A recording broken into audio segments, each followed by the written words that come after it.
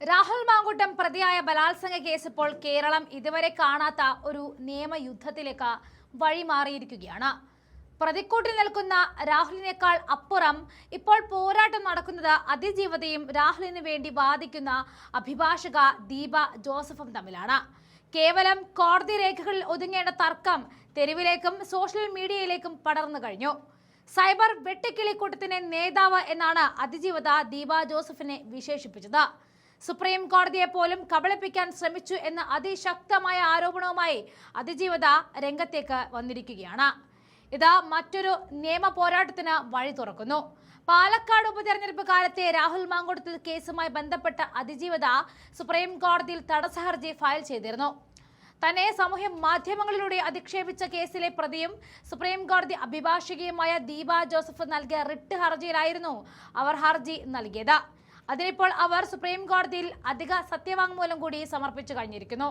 അതിജീവത സമർപ്പിച്ച സത്യവാങ്മൂലത്തിലെ വാക്കുകൾ കടുകട്ടിയാണ്. ഒരു അഭിഭാഷക എന്ന നിലയിൽ പാലിക്കേണ്ട മിനിമം മര്യാദ പോലും ദീപ കാണിച്ചില്ല എന്നാണ് പരാതി. തന്നെയും മറ്റ് ഇരകളെയും വേട്ടയാടാൻ ദീപ ജോസഫ് ഒരു സൈബർ സംഘത്തെ തന്നെ നയിക്കുന്നു എന്ന് അതിജീവത ആരോപിക്കുന്നു. ഇതുകൊണ്ടും തീർന്നില്ല. രാജ്യത്തെ പരമോന്നത നീതിപീഠത്തെ ദീപ ജോസഫ് തെറ്റായ വിവരങ്ങൾ നൽകി പറ്റിക്കാൻ ശ്രമിച്ചു എന്നാണ് മറ്റൊരു പ്രധാന ആരോപണം.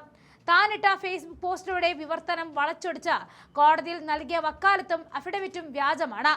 യുക്രൈനിൽ നിന്നും ഫയൽ ചെയ്ത ഹർജിയിലെ രേഖകൾ എംബസി സാക്ഷ്യപ്പെടുത്തിയിട്ടില്ല എന്നും അതിജീവത ചൂണ്ടിക്കാണിക്കുന്നുണ്ട്. ഇക്കാര്യങ്ങൾ പരാമർശിച്ച് അതിജീവത സുപ്രീം കോടതിയിൽ അധിക സത്യവാങ്മൂലം സമർപ്പിച്ചു കഴിഞ്ഞു. അഭിഭാഷകൻ KR സുഭാഷ് ചന്ദ്രനാണ് അതിജീവതയ്ക്ക് വേണ്ടി അധിക സത്യവാങ്മൂലം സമർപ്പിച്ചത്. ദീപ ജോസഫിന്റെ ഹർജിയിൽ ഇടക്കാല ഉത്തരവ് പുറപ്പെടുവിക്കുന്നതിന് മുൻപ് തന്റെ വാദം കേൾക്കണമെന്ന് ആവശ്യപ്പെട്ടാണ് അതിജീവത ഹർജി നൽകിയത്. സത്യവാങ്മൂലത്തിലെ ആരോപണങ്ങൾ സംബന്ധിച്ച് അഭിഭാഷകൻ പ്രതികരിക്കും എന്നാണ് ദീപ ജോസഫിന്റെ മറുപടി. സാമൂഹ്യ മാധ്യമങ്ങളിലൂടെ അതിജീവതയെ അധിക്ഷേപിച്ചു എന്ന കേസിൽ ദീപ ജോസഫിനെതിരെ പോലീസ് കേസെടുത്തിരുന്നു. അതേസമയം അതിജീവത നീതിക്ക് വേണ്ടി നിലവിളിക്കുമ്പോഴും രാഹുൽ മാങ്കൂട്ടത്തിനെ സംരക്ഷിക്കാൻ കോൺഗ്രസ് ഉറച്ചു നിൽക്കുകയാണ്. അയോഗ്യനാക്കേണ്ടതില്ല എന്ന നിലപാടിലാണ് കോൺഗ്രസ് ഉള്ളത്. തിരഞ്ഞെടുക്കപ്പെട്ട MLA എത്തിക്സ് കമ്മിറ്റി അയോഗ്യനാക്കുന്നത് തെറ്റായ കീഴ്വഴക്കം എന്നാണ് കോൺഗ്രസ് നിലപാട്. UDF പാർലമെന്ററി പാർട്ടിയിൽ ഘടകകക്ഷികൾക്കും സമാന നിലപാടാണുള്ളത്. ഇവിടെയാണ് രാഷ്ട്രീയ ഒത്തുകളികൾ പ്രകടമാകുന്നത്. ഭരണപക്ഷത്തെ MLA മാർ പോലും ഈ വിഷയത്തിൽ മൗനം പാലിക്കുമ്പോൾ CPM-ന് പോലും ഇതിൽ ഒന്നും ചെയ്യാനില്ലാത്ത അവസ്ഥ എത്തുകയാണ്. അതുകൊണ്ടാണ് ഈ കേസ് ഇപ്പോൾ വഴിമാറി രണ്ട് സ്ത്രീകൾ തമ്മിലുള്ള അഭിമാന പോരാട്ടമായി മാറുന്നത് എന്ന് നമുക്ക് പറയാനുള്ള കാരണം.